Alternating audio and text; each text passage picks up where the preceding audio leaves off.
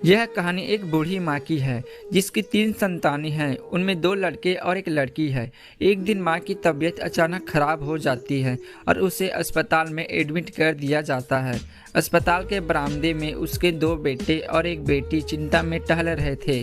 भाई बहन को अपनी माँ की सेहत की चिंता तो थी, लेकिन उससे भी ज़्यादा चिंता इस बात की थी कि अब माँ को अपने साथ कौन रखेगा।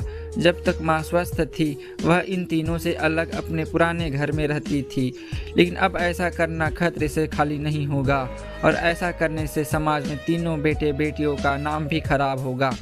लोग कहते कि देखो कैसी औलादें हैं जो बीमार माता को अकेला रहने के लिए छोड़ दिया। 1 घंटे से बिना कोई बातचीत किए वह तीनों अपने अपने विचारों में खोए हुए थे।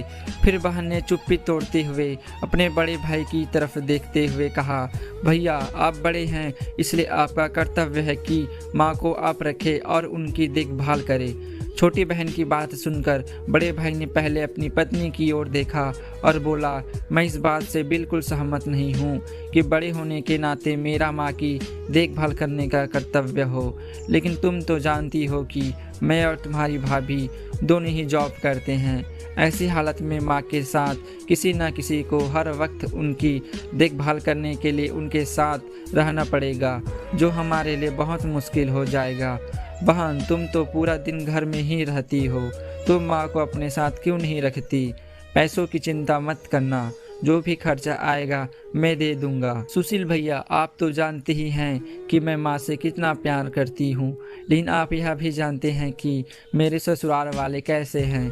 मैं यह बिल्कुल बर्दाश्त नहीं कर पाऊँगी कि कोई मेरी माँ को और मेरे भाइयों को भला बुरा कहे, इसलिए अच्छा यही होगा कि माँ को अनिल भाई के यहाँ रखा जाए।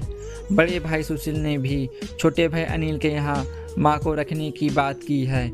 छोटे भाई ने अपनी असहमति जताते हुए कहा, आप यह कैसी बातें कर रहे हो कि आपने नहीं देखा कि माँ कभी भी मेरे घर 2 दिन से ज़्यादा नहीं रह पाती, उसका मेरे यहाँ मन नहीं लगता है, फिर वह कैसे इतने दिन मेरे घर रह पाएगी। इससे पहले कि इस चर्चा का कोई नतीजा निकल पाता, एक नर्स वहाँ दौड़ते हुए आई और कहने लगी, क्या आप ही वार्ड नंबर 4 में भर्ती मरीज के रिश्तेदार हैं? आपको डॉक्टर साहब अंदर बुला रहे हैं। सभी घबरा गए और दौड़ते हुए डॉक्टर के पास पहुँचे। डॉक्टर ने उनसे हाथ जोड़ते हुए कहा, आई एम सॉरी, मैं आपकी माताजी को नहीं बचा पाया। डॉक्टर की इस खबर ने सबके चेहरे पर झूठी मूठी दुख की परत तो चढ़ा दी थी, लेकिन सभी के दिल के किसी कोने में इस बात की खुशी भी छिपी हुई थी कि अब उन्हें माँ को नहीं संभालना पड़ेगा और माँ की वजह से उन्हें परेशानी नहीं उठाना पड़ेगा। दोस्तों, छोटी सी यह इमोशनल कहानी ही समाज का सत्य है। यहाँ लोग ऊपर से जो दिखाते हैं वह अंदर से नहीं होते।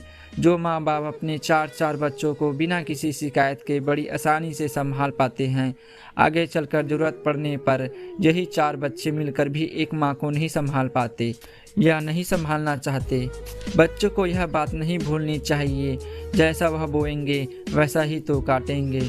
अगर आज वह अपने माँ बाप के साथ बुरा बर्ताव करते हैं तो उन्हें याद रखना चाहिए कि उनके बच्चे भी बड़े होंगे और वह भी बूढ़े होंगे। जो उन्होंने अपने माँ बाप के साथ किया है उनके बच्चे भी उनके साथ वही करेंगे।